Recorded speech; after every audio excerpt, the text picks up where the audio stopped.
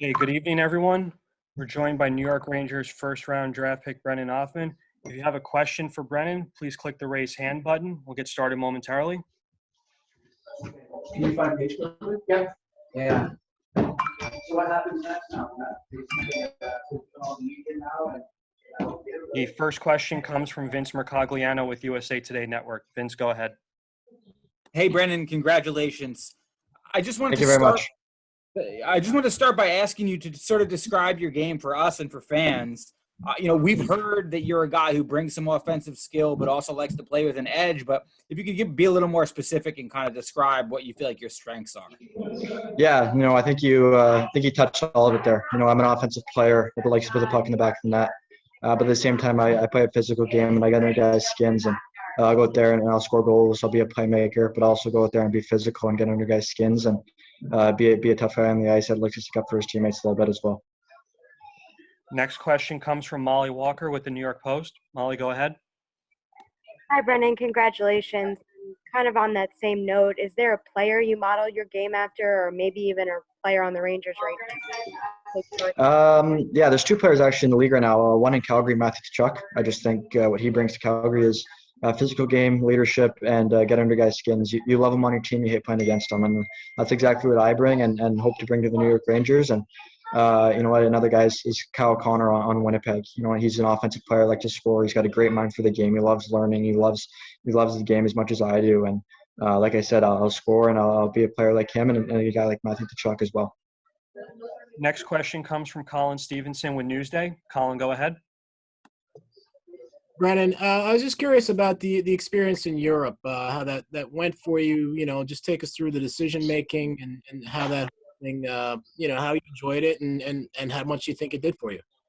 Yeah, it helped me a lot. Like I said, I think going over there and playing against men really helped me, and it helped me as a person and as a player. And I got bigger, I got stronger, I got a lot more confident with my style of play and being able to be physical. And my dad and my uncle played over there for a long period of time, and they said it was a great experience. And you know what, they were right. It was an unbelievable experience I had over there, and I was fortunate to share that with Mason McTavish, who went to Anaheim, and you know what, it's just a great experience. And I'm so happy that he went, and I'm obviously happy that I went. So it was just an unforgettable experience.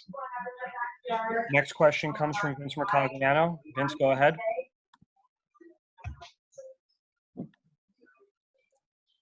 Brennan, to follow that one up, can you hear me? Yep. Okay, good. Sorry, I said I was muted. Sorry. Having to go to Switzerland, dealing with COVID while you're preparing for your draft year, I mean, what were sort of the challenges that you had to do to continue to get better, continue to get yourself ready, despite not having anywhere to play for a while?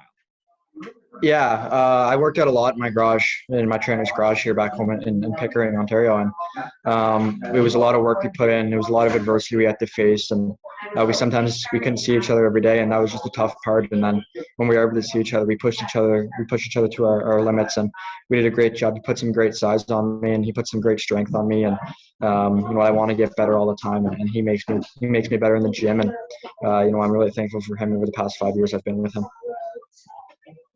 Okay, we have time for one or two more if there are any additional questions. Dan Rosen from NHL.com. Dan, go ahead. Yeah, Brennan, I just wanted to ask you about how familiar you are with what the Rangers have right now in terms of their youth. Obviously, the Kakko and Lafreniere are still very young players, and how do you think you would eventually fit in with that mix of youth that they do have?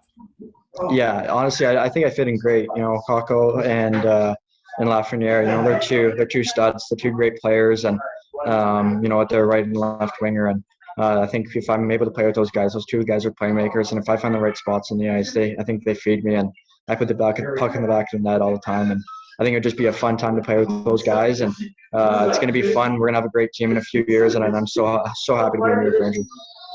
And we'll do one more, Vince Mercogliano. Vince, go ahead. Brennan, I want two-parter. I wanted to ask about position. I mean, do you have a forward position you're most comfortable with? And then as far as your conversations with the Rangers leading up to this process, did you have a good feel that they were interested? Yeah, so I'm a left winger. I play right wing as well, so I like to say I'm a left and right winger. And you know what? I'm looking, like I said, I'm looking forward to it. Sorry, I missed the second part of that question. We got lots of screaming here in the background, and you know what? I like I said, I apologize. We're just here at the house here. We're just full of excitement, full of joy, and you know what? I apologize, but you know what? It's awesome. Thank you. Thank you, Brennan. Appreciate it. Okay, Brennan, you're good to log off. Thanks, guys. For any media on, we'll continue to use this link for any additional availability sessions later tonight. Thanks, everyone. Good evening, everyone. Thank you for your patience. We're now joined by Rangers President and General Manager Chris Drury. If you have a question for Chris, please click the raise hand button. We'll get started momentarily. First question comes from Vince Mercogliano with USA Today Network. Vince, go ahead.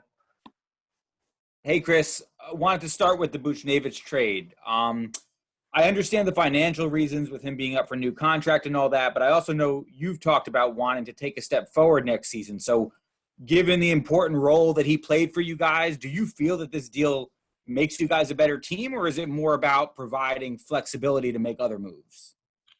Yeah, I just think, you know, as you alluded to, you know, there's only so much cap space to go around. There's only so much ice time to go around. I feel pretty good, very good with our depth at winger, with some recent, obviously, early draft picks we've had, with some other veterans we've signed. So, you know, that was basically it. Next question comes from Colin Stevenson with Newsday. Colin, go ahead. Chris, can you just tell us a little bit about the player you did draft, Brennan? Just what did you see in him, and what do you like about him, and what makes him the pick?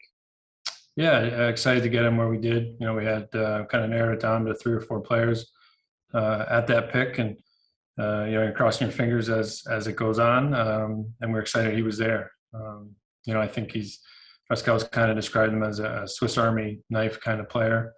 You know, can play both wings, can play up and down the lineup. You know, has some edge to his game, has a big time shot.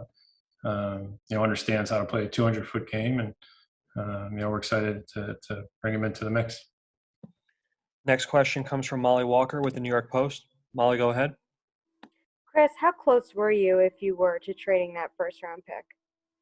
Yeah, we talked to a lot of different teams, a lot of different you know, possibilities, but I would say it was not that close. You know, again, as we talked about earlier in the week, you know, we're always looking to improve the team, and if we could have done something, you know, with that pick to do so, we would have. But at the end of the day, we're happy we got it, and happy we kept it and got the player we did. Next question comes from Dan Rosen with NHL.com. Dan, go ahead.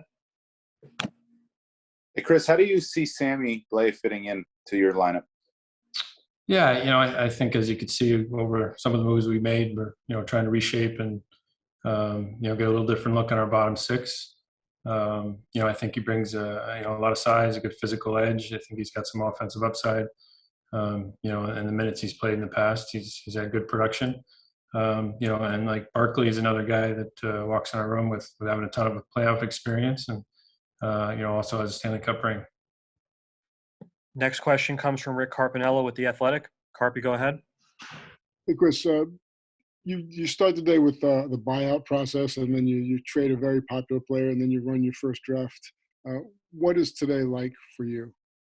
Yeah, it's been a busy day. You know, busy week for everyone. You know, a lot of our scouts are in. A lot of staff's been, you know, here at the training center working late hours, and you know, it's been exciting. But you know, as you know, Carpy, very busy. A lot of balls in the air.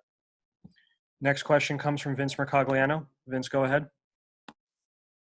Chris, you've talked about wanting more clearly defined roles for the players. Has that been part of the motivation behind some of these initial moves that we've seen? Yeah, I think it exactly has. You know, we did talk about that back in Boston at that first press conference.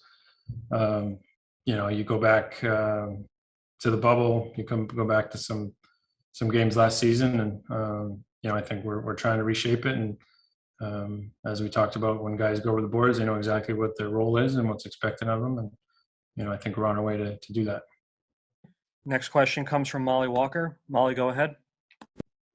Chris, looking at what you've done already this offseason and the product you have now, what do you think of it, and do you anticipate more moves? Is it finished yet? Yeah, I mean, I don't know if it's ever really finished. We're always, looking to get better, as I've said earlier in this week as well. And every day we're making calls, looking at different things, talking to different people, and if we could do something to get better, we will. And final question goes to Vince Mercogliano. Vince, go ahead. One more on Buchnevich, Chris. Why did this feel like the right time to do this when, given the cap space you guys have, at least going into next season, and the possibility of a one-year deal, whether through arbitration or whatever, what made this feel like the right time to do it? Yeah, again, I think it just gives us some flexibility moving forward a little bit, for the rest of this offseason. As I said, there's only so much to go around, whether it's this year or next year, and certainly ice time is a factor. So, that's part of what went into it. Thank you, Chris. Thanks, everyone. That concludes tonight's Rangers media availability. Have a good night. See everyone tomorrow.